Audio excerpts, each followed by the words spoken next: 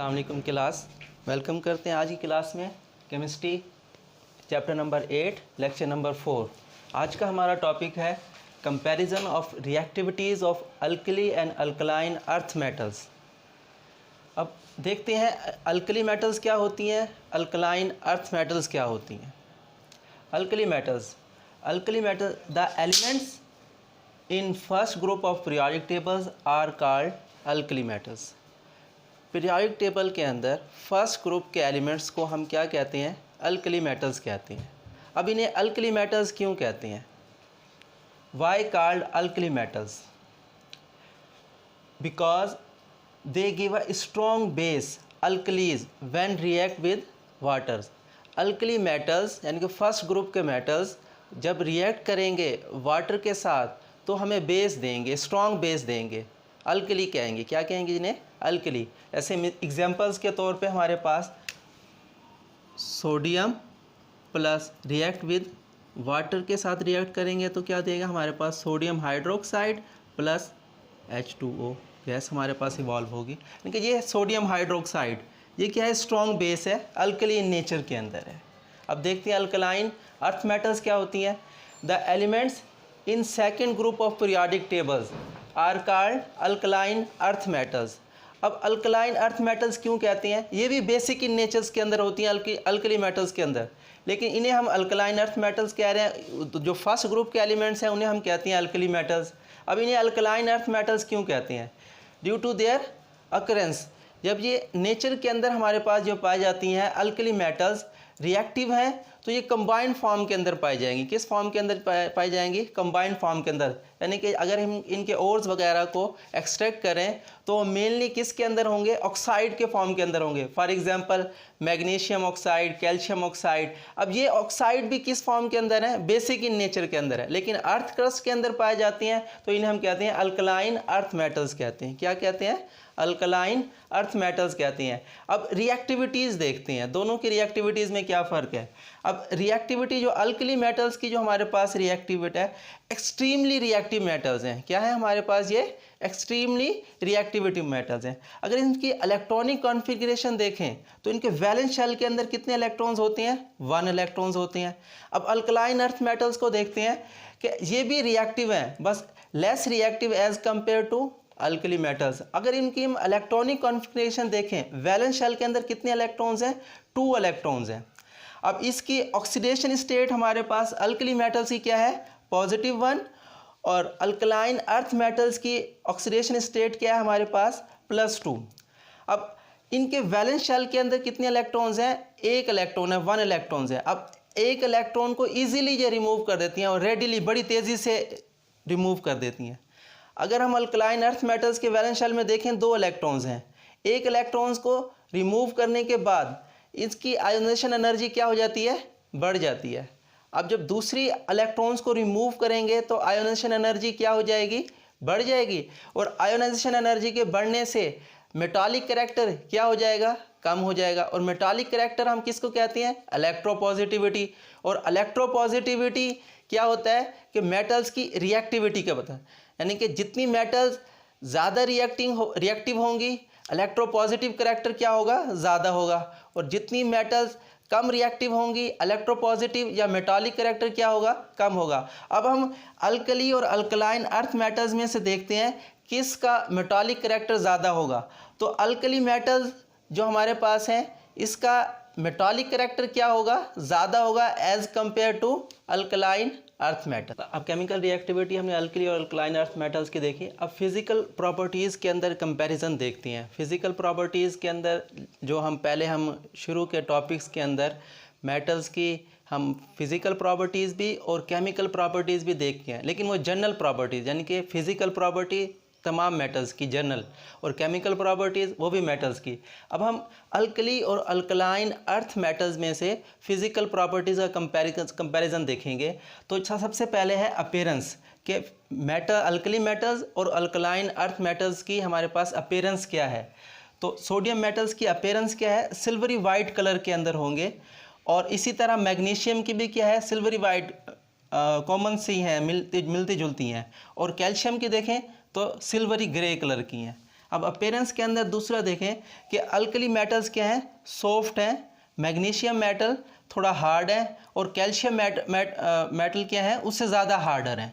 अब sodium metals तो इतनी ही सॉफ्ट है कि उसे हम नाइफ से कट कर सकते हैं, लेकिन मैग्नीशियम और कैल्शियम के केस के अंदर इसी तरह नहीं है। तो एटॉमिक साइज़ देखते हैं।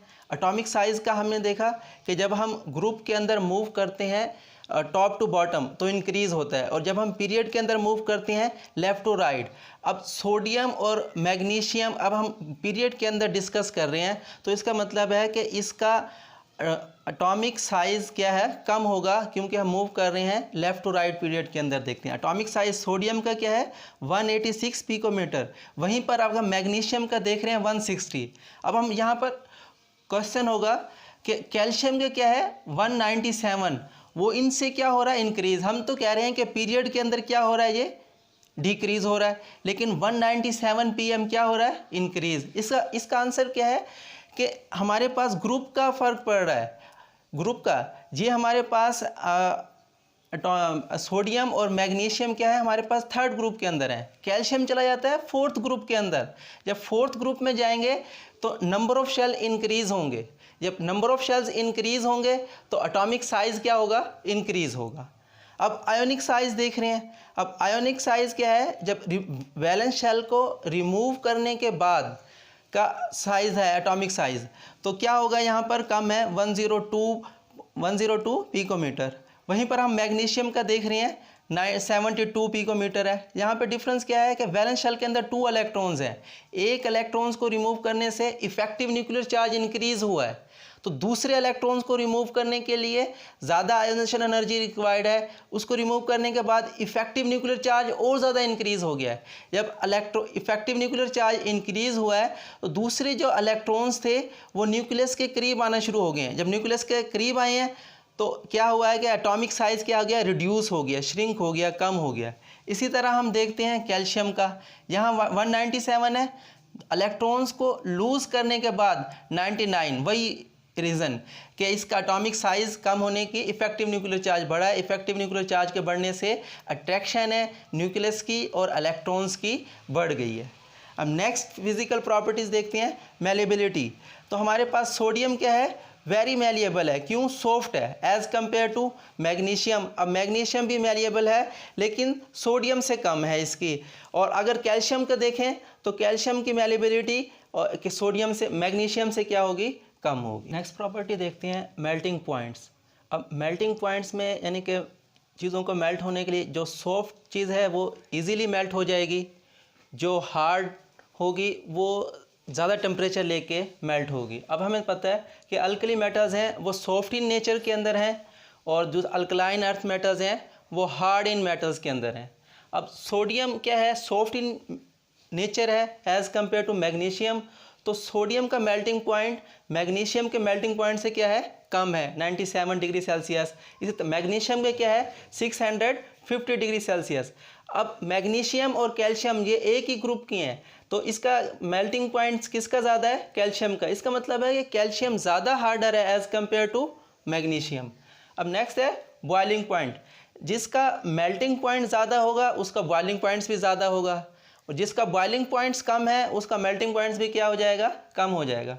अब इसका बॉइलिंग पॉइंट क्या है, 883 डिग्री सेल्सियस।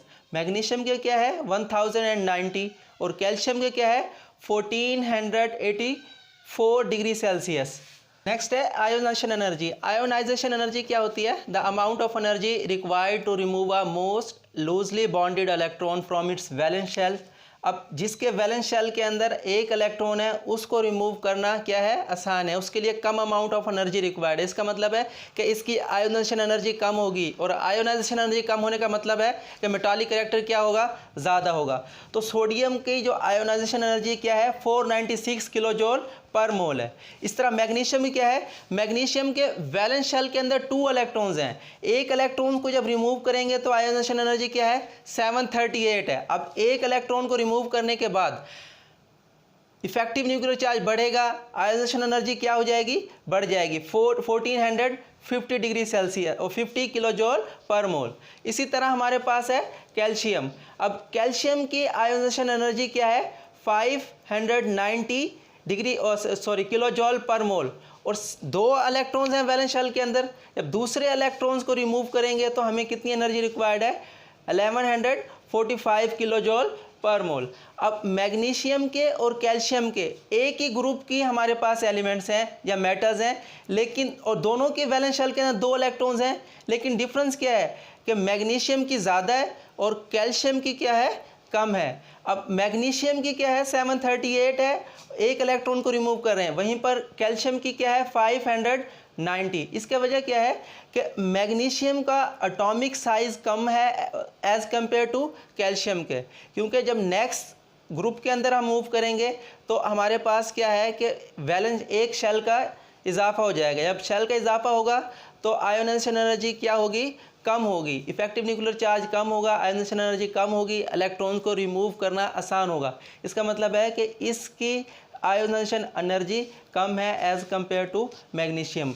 अब नेक्स्ट है हमारे पास फ्लेम इन एयर। अब फ्लेम इन एयर सोडियम का क्या है, गोल्डन येलो कलर का है, मैग्नीशियम का क्या है, ब्रिलियंट वाइट कलर का है, और कैल्शियम का क्या है, ब्रिक रेड कलर का है।